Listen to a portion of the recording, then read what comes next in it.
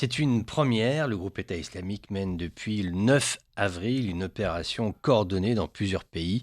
Opération Revanche pour le Cham, en référence à la perte de Baghouz qui a signé la fin de sa territorialisation au Proche-Orient. Plusieurs cellules ont été activées simultanément. La première attaque s'est donc produite le 9 avril, un raid visant l'oasis libyenne de Fouka, point stratégique pour les forces du maréchal Haftar, puisque c'est par là qu'elles transitent pour engager l'offensive sur Tripoli. Dans les jours qui suivent, en Égypte, la wilaya du Sinaï annonce qu'un kamikaze a fait sauter sa ceinture d'explosifs devant le poste de police de Sherzouei.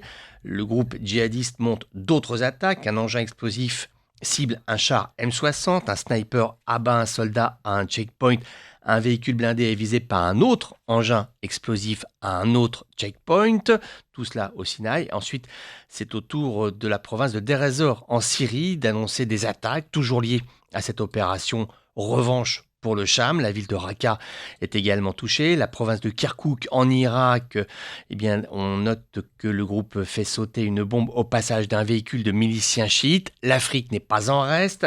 La branche de Daesh en Afrique occidentale, au Nigeria plus précisément, prend part à l'opération de vengeance. Ces combattants tirent des roquettes Grad sur une base militaire à Difa, au Niger. En Somalie, la branche locale de Daesh apporte sa contribution entre guillemets en assassinant un officier de police dans le Puntland. Tous ces éléments factuels mis les uns derrière les autres pour te montrer que c'est une opération qui touche vraiment plusieurs pays. Maintenant, deux enseignements peuvent en être tirés.